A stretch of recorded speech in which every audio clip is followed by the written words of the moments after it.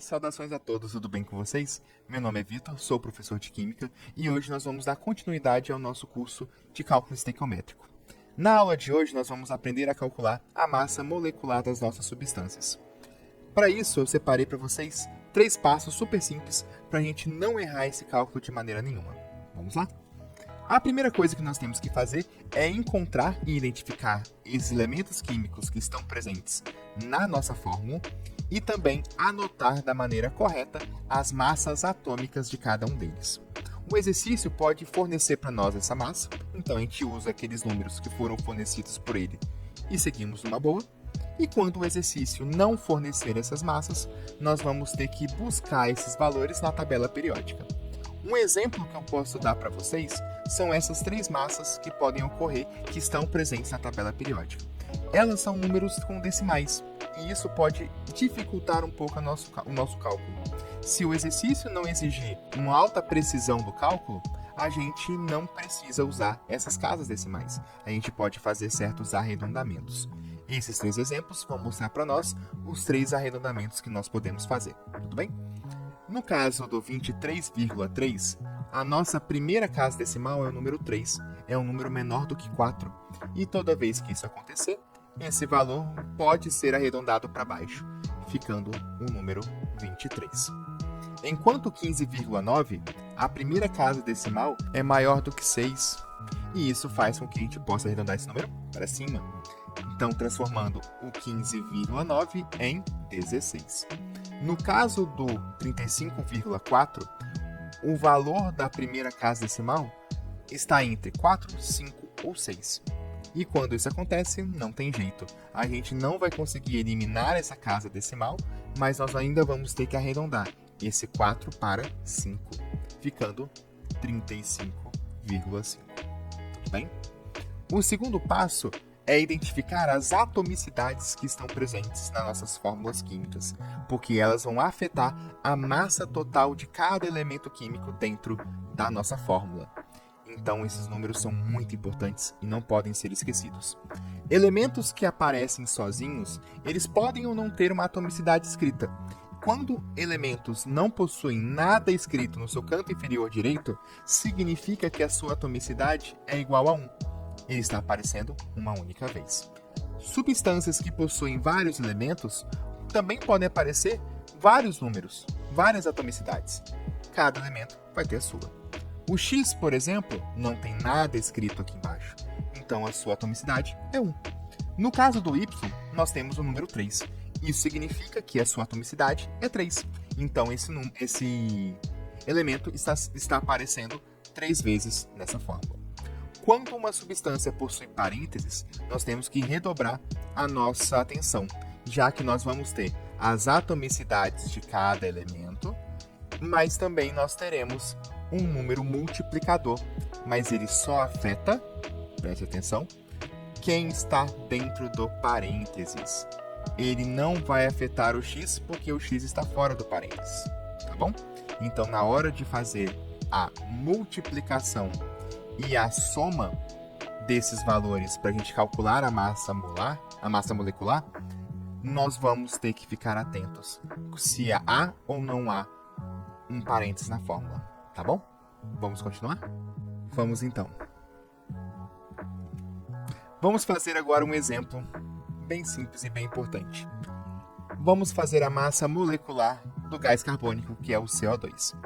Vale lembrar que toda massa molecular possui uma unidade de medida, que é o U, que significa unidade de massa atômica. Porém, nós vamos colocar essa unidade apenas no final do cálculo para não ficar poluído durante a nossa conta, tudo bem? O CO2, ele possui 2 elementos químicos, que é o carbono e o oxigênio. O carbono, na tabela periódica, ele possui uma massa arredondada de 12U, enquanto o oxigênio ele possui uma massa de 16. Quando nós analisamos a fórmula do CO2, vamos perceber que o carbono não tem nenhum número escrito embaixo dele, no canto inferior direito. Isso significa que a sua atomicidade é 1. Então, nós vamos multiplicar o 12 por 1.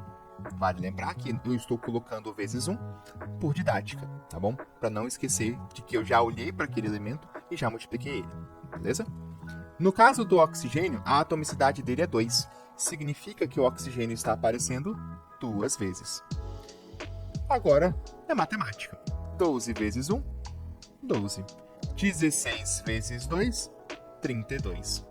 Como nós temos de 12 U de carbono e 32 U de oxigênio, quando a gente somar esses valores, nós vamos obter a massa molecular do CO2 como sendo 44 unidades de massa atômica.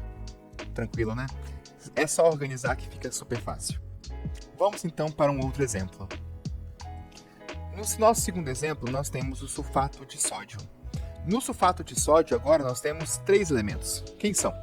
O sódio, que é o Na, o enxofre, que é o S, e o O, que é o oxigênio.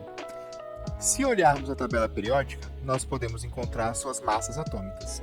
O sódio, a sua massa é 23, o enxofre, a sua massa é 32, e o oxigênio, como nós vimos anteriormente, a sua massa é 16. Cada um deles, nessa fórmula, possui uma atomicidade. E que atomicidade é essa? O sódio possui atomicidade 2, então ele vai ser multiplicado por 2. O enxofre não tem nenhuma atomicidade aparecendo ali, logo ele está aparecendo uma única vez, então ele vai ser multiplicado por 1. Enquanto o oxigênio possui atomicidade 4, então 16 será multiplicado por 4.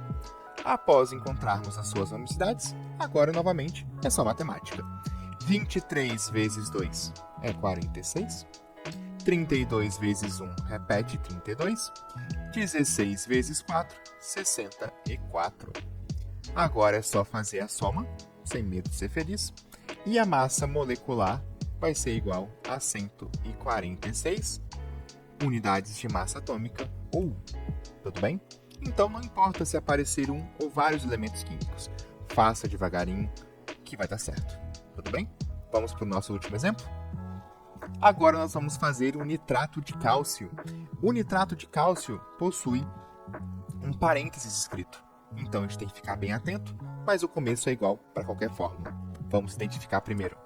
O primeiro elemento químico que aparece é o cálcio. O segundo elemento químico que aparece é o nitrogênio.